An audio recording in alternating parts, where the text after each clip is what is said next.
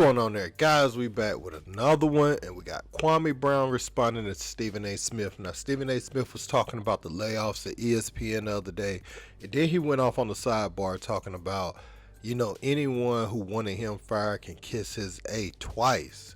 So he felt the way about that, and Kwame even said in his response that he thinks Stephen A. was talking about him, but I'm trying to think about any other prominent people that really said it. I mean, of course, people said it online, but I'm trying to think like what journalists or people on the blogs or anything said anything like that.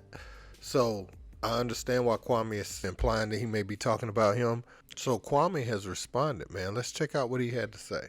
Veering away from ESPN before I get back to ESPN and Disney, let me address something to some of the haters out there about me. Y'all can kiss my ass twice. And I'm talking about the people, I'm talking directly to the people in the industry who sat up there and said, why isn't Stephen A. gone?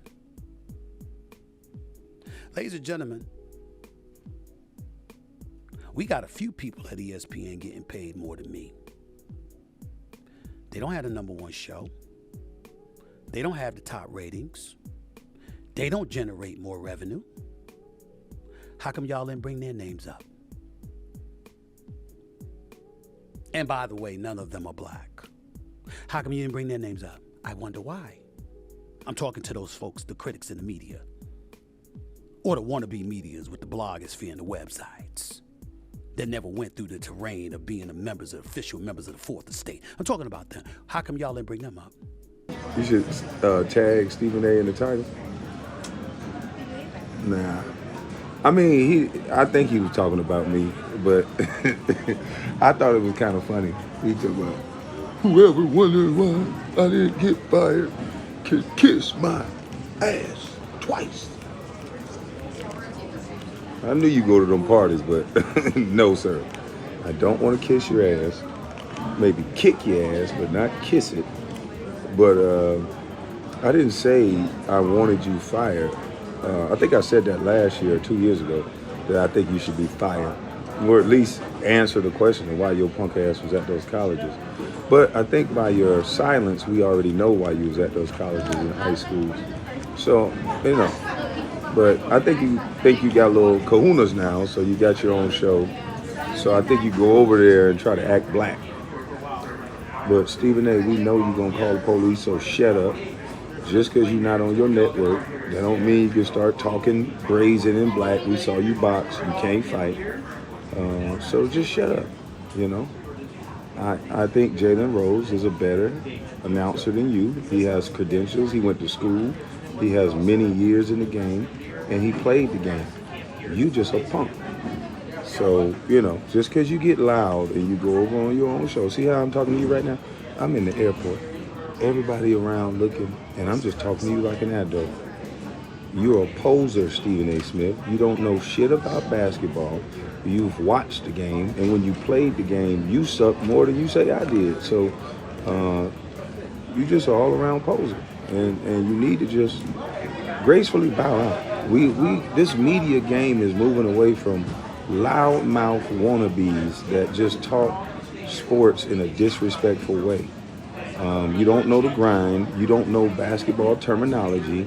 You don't know how to play. You don't know shit.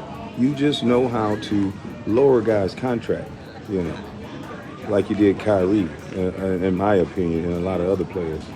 So, yeah, you'll find the next black guy that's about to be up for contract, and you'll start talking shit about him. So, Stephen A., shut up. So there you heard it from Kwame Brown, man, and that's his opinion on it. I find it interesting, though, that Stephen A. Smith and a lot of the media members take exception with someone having an opinion after all these years. You've had an opinion about their career. That was Kwame Brown's career. That's Kyrie Irving's career now.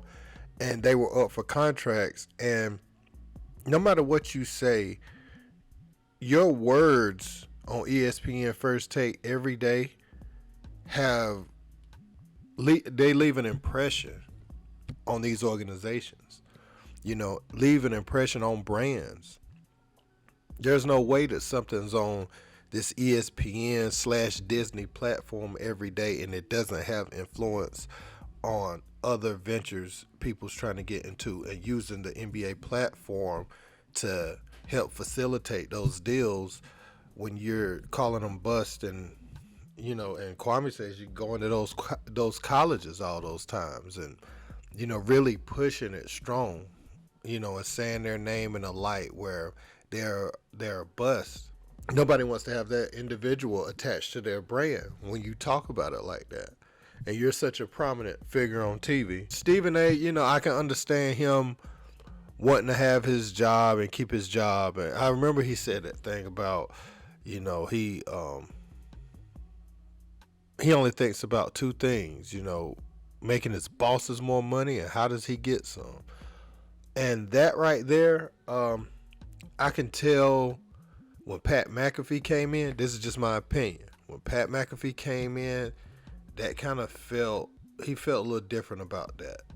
With everything he's done for the network and how Pat McAfee brought a product in. One thing, don't have to do NBA Countdown, don't have to do all this other stuff, Get Up, First Take, any other show throughout the day. Don't have to do none of that.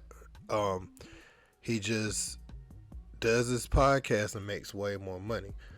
And so that attitude that Stephen A had, and I could tell, like, with him getting this podcast now, you could tell, like, he wants to get something that can make him more money and do less. So, I mean, salute to him for that. But I have to say, Kwame, he just feels like Jalen Rose was a better analyst. I don't think he said anything that, like, you should be fired in the last few years. That was when y'all was first going at it, and then you got on TV, Stephen A., and tried to show his lowlights, which you could do with any player that's ever played the game. You could take their worst plays, compile them together, and, try to make it a joke. I want to know what you guys think about this in the comments, though. Don't forget to like, share, and subscribe. Until next time, peace.